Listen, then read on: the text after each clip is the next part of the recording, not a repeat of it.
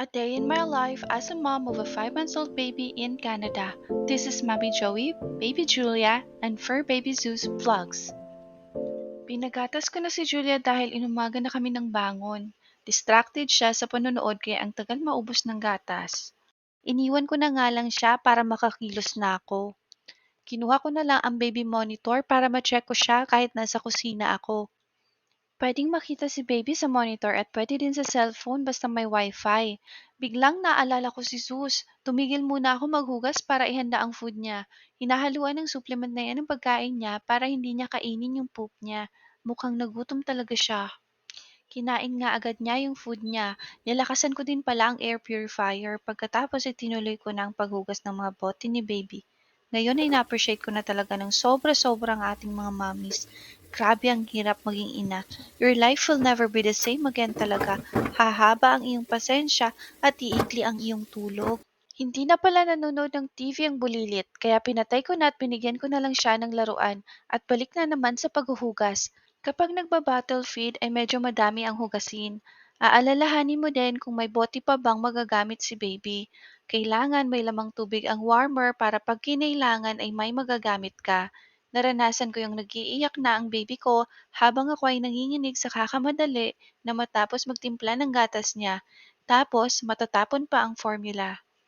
Natapos na ako maghugas kaya mag-i-sterilize naman ako. By batch ang pag-i-sterilize ng bote ni baby. Kailangan madami para isang salang lang sa sterilizer. Dati mainit na tubig ang sterilizer natin ng bote ng baby. Ngayon ay madami na talagang gamit ang ginawa para sa kanila. At dahil sa mga gamit na ito, kahit papaano ay natutulungan tayong mga mommies. Ang pinaka nahirapan ako bilang isang bagong mommy ay yung adjustment sa bagong buhay. Tapos, yung roller coaster na emotions at expectations. Na expectation versus reality nga ako. Dumating na pala si Happy. Pinakain ko na muna ang maliit na bata at nag-aasikaso pa ang daddy niya. Bibihis pa kasi at maghihilamos si daddy niya bago makalapit sa batang maliit. Pagkatapos niyang kumain ay hinahayaan ko siyang hawakan ng kutsara. Hinahawakan ko lang sa dulo at baka matusok ang lalamunan niya.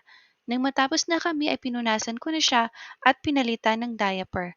Amoy ko na kasi na nagpoop na siya at makalipas ang ilang segundo ay bad trip na nga ang bata. Nagwawala na siya. Mukhang maaga nga ang toyo ng anak ko ngayon. Ibig sabihin niya na inaantok na siya. Natatawa na nga lang ako sa kanya kasi kahit magtupak ang batang yan, ang cute-cute pa din. Ang saya sa bahay pag may bata, ang ingay-ingay din.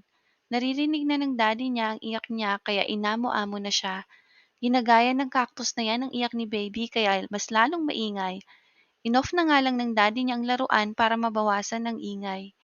Ito pala ay diaper genie. Dito tinatapon ang soiled diapers. Bali may mahabang plastic ito na kinakabit sa basurahan tapos ibubuhol sa dulo. Chinek ko ang sterilizer at nakagreen na ang indicator. Ibig sabihin tapos na. Isa-isa ko na ngang tinanggal ang mga laman. Hinahayaan kong ma-air dry muna ang mga bote tapos saka ko pupunasan para di na masyadong basa. Nililinis ko din at tinutuyo ang sterilizer pagkatapos gamitin. Pagkatapos ay nag-umpisa na ako magluto ng almusal namin. Medyo late na kaya nagmamadali na ako. Pinapakiramdaman ko na lang kung mainit na saka ako nagsimulang magprito ng itlog.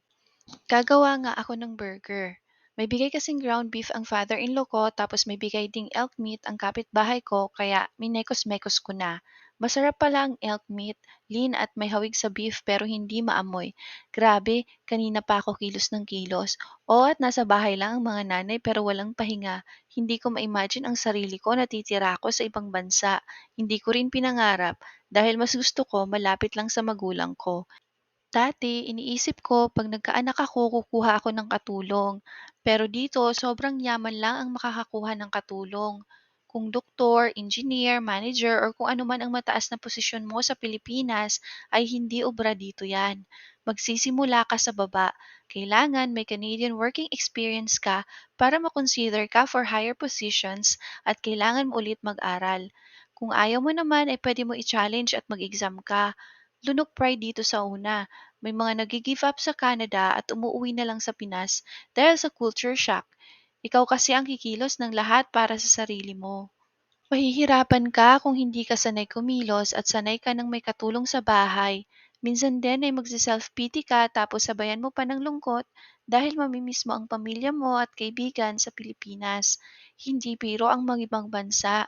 Oo, at malaki ang kita, pero malaki din ang cost of living. Tiis-tiis lang sa una, pero pag napagtagumpayan mo ay mabibili mo na ang gusto mo.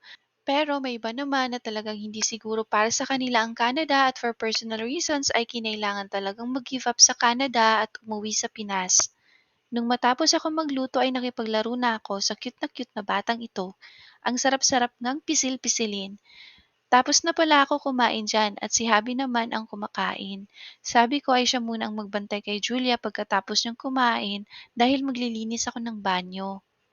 At ayan, nalinis ko na ang banyo namin. Pilipino ako. Of course, may tabo kami sa banyo. Hindi na ako nag-record at masikip sa banyo. Nagbukas ako ng pinto para naman makalanghap ng sariwang hangin dahil nangangamoy bleach sa loob ng bahay. Nag-sunbathing naman si Sus pagkabukas ko ng pinto. Ang sarap pakinggan ang huni ng mga ibon, ang lamig-lamig ng hangin at mainit-init sa balat ang araw. Yan ang gusto ko dito sa Canada. Nagutom na naman ako kaya kinain ko na ang natirang ulam. Tinolang manok yan. Siyempre mas masarap pag may coke. Mabuti na lang nakakakain ako ng Filipino foods dito. Hindi ko lang alam sa ibang part ng Canada kung ganito din, pero ganito dito sa Winnipeg. Inabutan ko ngang naglalaro na ang dalawang ito. Hinahayaan ko na nga lang na dilaan ni Zeus si Julia sa kamay. Basta ibabantayan lang at uhugasan pagkatapos. Pinagtutoothbrush at pinagmamouthwash naman namin si Zeus. Ang saya-saya ng alaga ko. Masyado na ngang mahaba itong vlog na ito kaya hanggang dito na lang. See you in the next vlog!